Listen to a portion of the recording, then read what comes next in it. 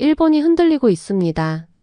거리에는 한글이 넘쳐나고 서점 진열대, 옷 프린트, 학생들의 SNS까지 한글이 도배되는 초유의 사태가 벌어지고 있습니다. 그런데 더 놀라운 사실은 이제 일본 학생들은 일본어를 한글로 표기하며 정부의 규제 움직임에 강력히 반발까지 하고 있다는 것인데요. 그 충격적 이유가 무엇인지 오늘의 사연 바로 시작합니다. 제 이름은 이솔드 폰테인입니다. 저는 도쿄대학교에서 언어학을 연구하는 교수입니다. 제 이름을 듣고 일본인이 아니냐고 묻는 분들이 많습니다. 사실 저는 프랑스계 혼혈 일본인입니다. 어머니는 일본인이지만 아버지는 프랑스인입니다. 저는 어린 시절부터 두 개의 언어와 문화를 접하며 자랐고 덕분에 언어에 대한 관심이 자연스럽게 깊어졌습니다. 일본어, 프랑스어뿐만 아니라 여러 언어를 배우면서 언어가 단순한 소통 도구가 아니라 문화와 사고방식을 담고 있는 중요한 요소라는 것을 깨닫게 되었습니다. 그래서 저는 언어가 어떻게 변화하고 사회 속에서 어떤 역할을 하는지 연구하는 학자가 되었습니다. 언어는 살아있는 존재와 같습니다. 변화하고 진화하며 때로는 사라지기도 합니다. 저는 항상 일본어가 세계에서 가장 정교하고 복잡한 언어 중 하나라고 믿어왔습니다. 일본어는 깊은 역사와 문화를 담고 있으며 일본인의 정체성과도 밀접하게 연결되어 있습니다. 그런데 요즘 이상한 현상이 눈에 띄기 시작했습니다. 처음에는 작은 관찰이었습니다. 신경 써서 본 것도 아니었고 그냥 지나칠 수도 있는 일이었지요. 어느 날 저는 시부야에 있는 조용한 카페에서 학생들의 논문을 채점하고 있었습니다. 주변은 평소처럼 분주했고 몇몇 고등학생들이 제 옆 테이블에서 떠들고 있었습니다. 그들은 학교 이야기, 주말 계획, 좋아하는 연예인에 대해 이야기하며 웃고 떠들고 있었습니다. 그 장면 자체는 전혀 특별할 것이 없었어요. 그런데 그때 저는 이상한 광경을 보았습니다. 학생 중 한 명이 스마트폰을 꺼내 메시지 앱을 열더니 한글로 타이핑을 하기 시작하는 것이었습니다. 저는 눈을 한번 깜빡였습니다. 내가 제대로 본 게 맞나? 또 다른 학생도 똑같이 한글을 사용해서 타이핑하기 시작했습니다. 몇 초 안에 테이블에 앉아있던 학생들 모두 휴대폰을 꺼내 한글을 입력하고 있었습니다. 저는 무심코 몸을 약간 앞으로 기울였습니다. 혹시 한국 학생들인가? 하지만 아니었습니다. 그들은 명백히 일본어로 대화하고 있었습니다. 그런데 그들의 문자 메시지는 전부 한글로 되어 있었습니다. 이것이 제가 처음으로 이 현상을 인식한 순간이었습니다. 처음에는 그냥 유행일 것이라고 생각했습니다. 젊은이들은 새로운 언어 스타일을 실험하는 걸 좋아합니다. 예전에도 일본에서 영어 단어가 유행했던 적이 있듯이 이 또한 한때의 유행일지도 모른다고 여겼습니다. 그러나 며칠 뒤 저는 이것이 단순한 유행이 아니라는 것을 깨닫게 되었습니다. 어느 날 저의 가장 뛰어난 학생 중 한 명인 타케시가 제 연구실을 찾아왔습니다. 그는 성실하고 예리한 사고를 가진 학생으로 항상 언어에 대한 새로운 아이디어를 탐구하는 것을 좋아했습니다. 그런데 그날 그는 평소보다 더 진지한 표정을 하고 있었습니다. 폰테인 교수님, 그가 말하며 저를 바라보았습니다. 지금 일본에서 중요한 변화가 일어나고 있습니다. 저는 고개를 갸웃했습니다. 무슨 변화 말인가요? 타케시는 자신의 휴대폰을 제 책상 위에 올려놓았습니다. 이걸 한번 봐주세요. 저는 화면을 들여다보다가 순간 얼어붙었습니다. 그의 문자 메시지는 전부 한글로 쓰여 있었습니다. 이건 제 친구들과의 단체 채팅방이에요. 타케시는 설명했습니다. 저희는 한국어를 못하지만 전부 한글로 메시지를 주고받고 있습니다. 저는 믿기지 않는다는 듯 그를 바라보았습니다. 왜? 너희는 일본인인데 왜 한자나 히라가나 대신 한글을 쓰는 거지? 한글이 훨씬 빠르거든요. 그는 너무도 당연하다는 듯 대답했습니다. 저는 눈살을 찌푸리며 물었습니다. 어떻게요? 타케시는 상체를 앞으로 기울이며 열정적으로 설명하기 시작했습니다. 일본어를 스마트폰으로 입력하는 건 너무 느려요. 먼저 히라가나를 입력해야 하고 그 다음엔 한자로 변환해야 하죠. 때로는 원하는 단어를 찾기 위해 여러 번 선택해야 할 때도 있어요. 시간이 정말 많이 걸려요. 그는 자신의 스마트폰을 톡톡 두드리며 계속 말했습니다. 그런데 한글은 입력하는 대로 바로 나와요. 변환 과정이 필요 없어요. 그냥 듣는 대로 타이핑하면 끝이죠. 훨씬 직관적이고 간단해요. 저는 가만히 듣고 있다가 조용히 되물었습니다. 그러니까 일본의 젊은이들이 한국 문화에 관심이 있어서 한글을 쓰는 게 아니라 단순히 더 편리해서 쓰는 거라는 말인가요? 타케시는 힘주어 고개를 끄덕였습니다. 네, 정확해요. 저는 다시 그의 휴대폰 화면을 내려다보았습니다. 이것은 단순한 유행이 아니었습니다. 이건 새로운 현상이었고 실제로 일본 사회에 변화가 일어나고 있었습니다. 저는 반드시 이 현상을 이해해야만 했습니다. 저는 타케시가 했던 말을 계속 곱씹었습니다. 정말 일본 학생들이 단순히 편리하다는 이유로 한글을 쓰기 시작한 걸까? 도저히 믿기지 않았습니다. 하지만 만약 이 현상이 단순한 유행이 아니라 더 큰 규모로 퍼지고 있다면 저는 확실한 증거를 찾아야 했습니다. 그래서 저는 조사를 진행하기로 했습니다. 몇 주 동안 일본 전역의 학생들에게 연락을 취했고 500명의 고등학생과 대학생을 대상으로 설문지를 보냈습니다. 그들에게 평소 어떤 방식으로 글을 쓰고 어떤 언어를 사용하는지 물었습니다. 결과는 충격적이었습니다. 10대 학생들의 40%가 최소한 일주일에 한 번 이상 한글을 사용한다고 답했습니다. 많은 학생들이 일본어보다 한글로 타이핑하는 것이 더 편하다고 말했습니다. SNS에는 한글로 일본어 문장을 적은 글들이 넘쳐나고 있었습니다. 처음에는 눈을 의심했습니다. 어떻게 이런 일이 벌어질 수 있단 말인가? 직접 학생들과 이야기해 봐야겠다고 생각했습니다. 어느 날 오후 저는 제 학생인 미유키와 마주 앉았습니다. 그녀는 19살 대학생으로 늘 활발하고 자기 의견을 똑 부러지게 말하는 학생이었습니다. 미유키, 저는 조용히 물었습니다. 왜 이렇게 많은 학생들이 한글을 쓰고 있는 거지? 그녀는 의미심장한 미소를 지으며 저를 바라봤습니다. 교수님, 혹시 휴대폰으로 일본어 타이핑해 본 적 있으세요? 저는 고개를 끄덕였습니다. 물론이지. 그녀는 고개를 살짝 기울이며 물었습니다. 그럼 얼마나 오래 걸리는지 아세요? 저는 순간 멈칫했습니다. 사실 그녀 말이 틀리지 않았습니다. 일본어를 휴대폰에서 입력하는 과정은 단순하지 않았습니다. 먼저 히라가나로 입력하고 그 다음 한자로 변환하고 마지막으로 맞는 한자인지 확인해야 했습니다. 어떤 단어는 여러 개의 한자 옵션이 있어서 고르느라 시간이 더 걸릴 때도 있었습니다. 미유키는 몸을 앞으로 기울이며 말했습니다. 그런데요, 교수님. 친구한테 빨리 메시지를 보내고 싶어요. 근데 일본어로 쓰려면 시간이 너무 걸리죠? 그런데 한글을 쓰면 어떨까요? 변환 과정이 없어요. 그냥 듣는 대로 쓰면 돼요. 훨씬 간편하죠? 저는 찡그리며 물었습니다. 하지만 너희는 한국어를 못하잖아. 그녀는 어깨를 으쓱했습니다. 배울 필요가 없어요. 일본어를 쓰지만 한글을 문자 입력 도구로 사용하는 것뿐이에요. 그 순간 저는 중요한 사실을 깨달았습니다. 이 학생들은 한국어를 배우고 있는 게 아니었습니다. 그저 한글을 하나의 도구로 활용하고 있었던 것이었습니다. 하지만 저는 더욱 확실한 증거가 필요했습니다. 정말 한글이 그만큼 빠를까? 그래서 직접 실험해 보기로 했습니다. 다음 날 저는 20명의 학생들을 교실에 모았습니다. 그리고 간단한 문장을 입력하라고 시켰습니다. 내일 도쿄에 갈 거야. 학생들은 이 문장을 일본어 키보드와 한글 키보드 두 가지 방식으로 입력해야 했습니다. 결과는 놀라웠습니다. 학생들은 한글을 사용할 때 평균적으로 37% 더 빠르게 입력했습니다. 특히 한자가 포함된 문장에서는 속도 차이가 더 컸습니다. 저는 학생들이 타이핑하는 모습을 유심히 지켜보았습니다. 일본어로 입력할 때 그들은 한 번씩 멈추었습니다. 몇 글자 입력하고 화면을 보며 한자를 찾고 맞는 한자인지 확인한 뒤 선택했습니다. 몇몇 학생들은 한 번 틀린 후 다시 입력해야 했습니다. 하지만 한글로 입력할 때는 완전히 달랐습니다. 학생들은 단 한 번도 멈추지 않았습니다. 소리 나는 대로 입력하고 바로 엔터를 눌렀습니다. 저는 손목시계를 내려다보았습니다. 숫자는 거짓말을 하지 않았습니다. 한글이 훨씬 빠르고 효율적이었습니다.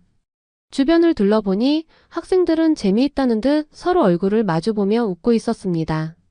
이들에게는 이미 익숙한 사실이었겠지요. 한 학생이 웃으며 말했습니다. 보셨죠, 교수님? 이제 왜 저희가 이렇게 하는지 아시겠죠? 저는 천천히 고개를 끄덕였습니다. 이건 단순한 유행이 아니었습니다. 무언가 훨씬 더 큰 변화가 일어나고 있었습니다. 처음에는 저의 연구가 언어학자나 교육자들 정도에게만 흥미로운 주제가 될 거라고 생각했습니다. 저는 단순히 언어가 어떻게 변화하는지, 그리고 기술이 젊은 세대의 소통 방식에 어떤 영향을 미치는지 연구하고 있었습니다. 하지만 제 예상은 완전히 빗나갔습니다. 연구가 점점 주목을 받으면서 저는 전통주의자들의 강한 반발을 마주하게 되었습니다. 그 중에서도 가장 목소리를 높인 사람은 하시모토 켄지 교수였습니다. 그는 일본 학계에서 존경받는 학자로 고전 일본 문학 연구로 유명했습니다. 하지만 동시에 매우 보수적인 인물이기도 했습니다. 어느 날 아침 저는 신문을 펼쳤다가 깜짝 놀랐습니다. 한글은 일본에서 필요 없다. 우리의 언어와 문화를 위협하는 존재다. 굵은 글씨로 하시모토 교수의 발언이 적혀 있었습니다. 한숨을 쉬며 신문을 내려놓았습니다. 하시모토 교수의 말은 순식간에 퍼져나갔습니다. 얼마 지나지 않아 다른 교수들, 작가들, 심지어 정부 관계자들까지 논쟁에 뛰어들었습니다. 일부 사람들은 한글이 위험하다고 주장하며 한글을 사용하는 것이 결국 일본 문화 정체성을 약화시킬 것이라고 우려했습니다. 하지만 반대로 어떤 사람들은 언어가 시대에 따라 변화하는 것은 자연스러운 현상이라며 제 연구를 지지했습니다. 그러나 반발은 이제 막 시작되고 있었습니다. 며칠 후 저는 텔레비전을 켰습니다. 뉴스 진행자가 전문가 패널과 함께 제 연구를 주제로 토론을 진행하고 있었습니다. 한 학자가 말했습니다. 언어는 항상 진화해 왔습니다. 일본어도 중국어와 영어에서 많은 단어를 받아들였지요. 한글이라고 다를 이유가 있나요? 그러자 다른 패널이 강하게 반박했습니다. 이건 단순한 차용이 아닙니다. 대체입니다. 만약 젊은 세대가 한자를 쓰지 않게 되면 일본어의 깊은 문화적 의미를 잃어버릴 겁니다. 논쟁은 계속되었습니다.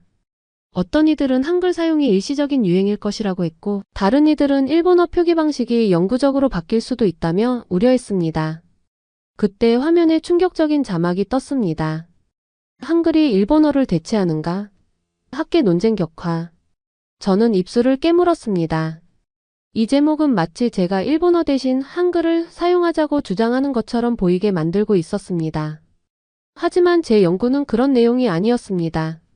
저는 단순히 젊은 세대가 언어를 새로운 방식으로 활용하는 현상을 연구하고 있었을 뿐이었습니다. 갑자기 분노가 치밀어 올랐습니다. 어쩌다 제 연구가 이렇게 큰 논란이 되어버린 걸까요? 논란은 학계를 넘어서 정치권으로까지 번졌습니다. 얼마 지나지 않아 몇몇 정치인들이 공개적으로 이 문제를 거론하기 시작했습니다. 그들은 일본 학교에서 한국어 교육을 금지해야 하는 것 아니냐고 문제를 제기했습니다. 한 국회의원은 뉴스 인터뷰에서 단호하게 말했습니다. 한글이 너무 퍼지면 젊은이들이 자기 언어와 문화를 잊어버릴지도 모릅니다. 지금 조치를 취하지 않으면 늦을 것입니다. 저는 텔레비전을 보며 멍해졌습니다. 이게 정말 현실인가? 제 연구가 정부 차원에서 한국어 교육 금지를 논의하는 수준까지 이르렀다니 도저히 믿을 수 없었습니다. 저는 평생 언어가 사람들을 연결하는 도구라고 믿어왔습니다. 하지만 이제 제 연구는 오히려 사람들을 갈라놓는 논쟁거리가 되어버렸습니다. 제 연구는 언어를 더 깊이 이해하는 데 도움이 되고 있는 걸까? 아니면 오히려 갈등을 불러일으키고 있는 걸까? 저는 처음으로 진심으로 혼란스러워졌습니다. 저의 연구를 둘러싼 논란은 점점 더 거세졌습니다. 텔레비전, 신문, 심지어 정치회의에서도 논쟁이 벌어졌습니다. 어떤 사람들은 한글을 위험한 요소로 보았고, 반면에 어떤 사람들은 이를 자연스러운 언어 변화라고 여겼습니다. 하지만 논쟁이 이어지는 동안 예상치 못한 변화가 비즈니스 업계에서 일어나고 있었습니다. 대기업들이 이 현상에 주목하고 있었습니다. 어느 날 아침 동료에게서 한 이메일을 받았습니다. 그 안에는 비즈니스 관련 보고서가 첨부되어 있었습니다. 내용을 읽어내려가면서 저는 깜짝 놀랐습니다. 라쿠텐과 소프트뱅크가 일본어와 한국어를 모두 구사할 수 있는 직원을 우선적으로 채용하겠다고 발표했습니다. 도쿄 패션 위크에서는 한글을 디자인 요소로 활용한 새로운 컬렉션이 등장했습니다. 대형 서점들이 한국어 교재를 외국어 코너 한쪽 구석이 아니라 가장 눈에 띄는 곳에 배치하기 시작했습니다. 이제 단순히 학생들이 한글로 타이핑하는 현상을 넘어서 더 큰 변화가 일어나고 있었습니다. 그날 저녁 머리를 식힐 겸 시부야 거리를 거닐었습니다. 도시는 여느 때처럼 활기가 넘쳤습니다. 네온 사인이 반짝이고 사람들이 가게를 드나들며 바삐 움직이고 있었습니다. 그러다 문득 도쿄에서 가장 유명한 대형 서점 앞을 지나치다가 발걸음을 멈췄습니다. 매장 정면 한가운데 커다란 디스플레이가 설치되어 있었습니다. SNS와 비즈니스를 위한 한글 배우기. 책들이 깔끔하게 진열되어 있었습니다. 표지에는 한글이 선명하게 적혀 있었고 일부는 일상적인 문자 메시지 작성법, 또 일부는 비즈니스 소통을 위한 한글 활용법을 다루고 있었습니다. 저는 한 발짝 다가가 책 제목을 하나하나 살펴보았습니다. 디지털 마케팅을 위한 한글, 전자상거래를 위한 한국어 마스터하기, 일본 기업가들이 한글을 활용해 사업을 확장하는 법. 심장이 두근거렸습니다. 정말 이런 일이 벌어지고 있는 걸까? 불과 얼마 전까지만 해도 저는 일본 문화를 훼손하는 사람이라는 비난을 받았는데 지금 이곳에서는 한글이 성공을 위한 도구로 인정받고 있었습니다. 그때 제 근처에서 들뜬 목소리가 들렸습니다. 이거 봐. 한 여고생이 책을 가리키며 친구에게 말했습니다. 디지털 마케팅을 위한 한글 가이드까지 있네.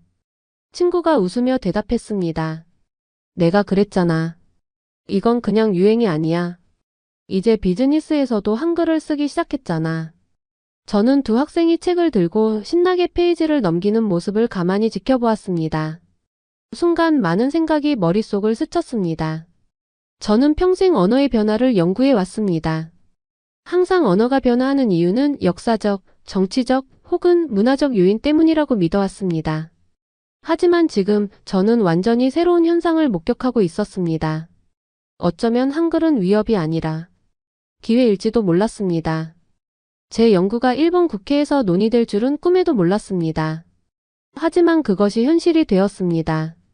어느 날 아침 저는 한 통의 공식 서한을 받았습니다. 국회에서 외국어 교육의 미래에 대한 긴급 토론을 열기로 했다는 내용이었습니다. 그리고 그 토론의 발표자 명단에 제 이름이 있었습니다. 바로 그 옆에는 하시모토 켄지 교수, 제 연구를 공개적으로 비판했던 인물의 이름도 적혀 있었습니다. 이제 단순한 학술적 논쟁이 아니었습니다. 일본의 언어적 미래를 결정하는 중요한 싸움이 되었습니다. 토론 당일 저는 커다란 회의장으로 걸어 들어갔습니다. 정부 관계자들, 학자들, 언론인들로 가득 찬 공간은 묘한 긴장감이 감돌고 있었습니다. 카메라 플래시가 터졌고 저는 자리에 앉았습니다. 토론은 하시모토 교수가 먼저 시작했습니다. 그는 천천히 일어나 단정하게 정장을 다듬고 단호하고 권위 있는 목소리로 말했습니다. 우리 젊은 세대는 일본어의 아름다움을 반드시 지켜야 합니다. 그는 강하게 주장했습니다. 일본은 수세기 동안 자국의 문화와 전통을 보호해왔습니다. 외국 문자가 우리의 사회를 침범하는 것을 허용할 수 없습니다. 한글이 편리할 수도 있겠지요. 하지만 편리함이 우리 정체성을 희생해야 할 이유가 될 수는 없습니다. 몇몇 의원들이 고개를 끄덕이며 조용히 동의하는 모습이 보였습니다. 저는 깊이 숨을 들이마신 뒤 자리에서 일어났습니다. 이제 제 차례였습니다. 언어는 단순히 전통만을 위한 것이 아닙니다. 저는 차분하면서도 흔들림 없는 목소리로 말했습니다. 언어는 효율성과 소통 그리고 미래를 위한 것입니다. 저는 잠시 사람들의 시선을 바라보며 말을 이어갔습니다. 한글이 일본의 젊은 세대가 더 빠르게 자신을 표현하고 더 넓은 세계와 연결되며 새로운 기회를 창출하는 데 도움이 된다면 우리는 왜 그것을 거부해야 합니까? 회의장은 조용해졌습니다. 정치인들 중 몇몇은 서로를 힐끗 쳐다보았고 일부는 몸을 앞으로 기울이며 제 말을 집중해서 듣기 시작했습니다. 그때 갑자기 한 남성이 자리에서 일어났습니다. 저는 놀라서 그를 바라보았습니다. 그는 학자도 정치인도 아니었습니다. 일본의 대표적인 전자상거래 기업 CEO였습니다. 저는 그의 얼굴을 알아보았습니다. 그는 목을 가다듬고 단호한 목소리로 말했습니다. 우리 회사는 일본어와 한국어를 병행한 마케팅을 도입한 이후 매출이 20% 증가했습니다. 회의장 전체가 술렁이기 시작했습니다. 처음엔 우리도 반대했습니다. 굳이 필요할까 의문이었죠.